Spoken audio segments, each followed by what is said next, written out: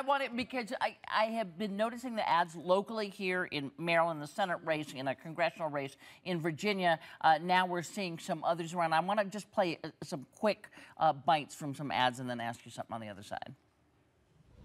Rick Scott wants to take away a woman's right to choose. Congressman Gardner led a crusade that would make birth control illegal and sponsored a bill to make abortion a felony. Hogan opposes a woman's right to choose. He wants to ban abortions even in cases of rape and incest. Barbara Comstock even voted with right-wing Republicans to require women seeking an abortion to undergo transvaginal ultrasounds. That's all I need to know. All Democratic ads, all aimed at Republicans, all about social issues. And I didn't know that abortion was on anybody's, when you ask voters, it's not. Why are they doing it? They have nothing left. Look, the Wall Street the Wall Street Journal reported this week that Republicans now lead among white women by 48 to 40. Now that is, in a congressional year, that is a catastrophic number for the Democratic Party.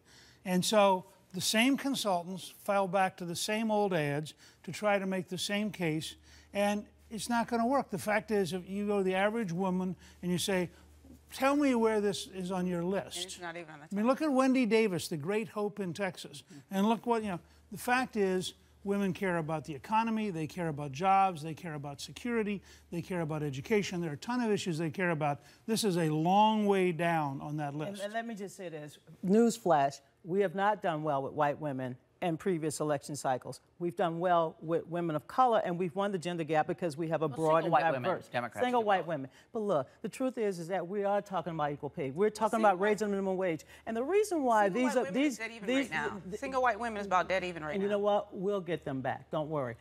Here's the reason why this ad is very important. It's because Republicans are the ultimate hypocrites when it comes to birth control and reproductive rights. They have supported the Personhood Amendment. They tried to shut down the government on health care, which allowed contraceptions. And now they're saying, we support birth control over the counter. We don't mind you having birth control. And that's why this is what this is about. This isn't a Hail Mary in the 12th hour. This is a response to Republicans attempting to move toward the center ostensibly for midterm election purposes to seem more reasonable on this issue. But when you accompany this with the Paycheck Fairness Act, which was just shot down, you realize that women really need to be, not reminded, but women are being encouraged by the Democratic Party to vote these issues. Come on, I think it's unfortunate when any candidate on either side of the aisle uses divisive ads like this to divide groups like women who should, and pander to women who should know better. When everyday women are not sitting at the table talking about the government taking away birth control, abortion, the top 10 issues.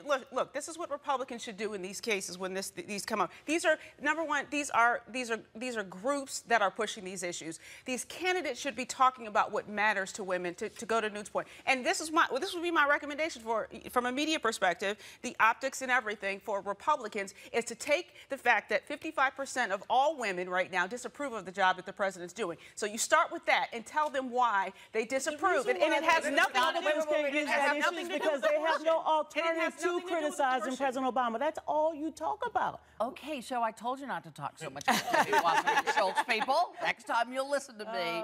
We got to go. Thank you so much. Thank you.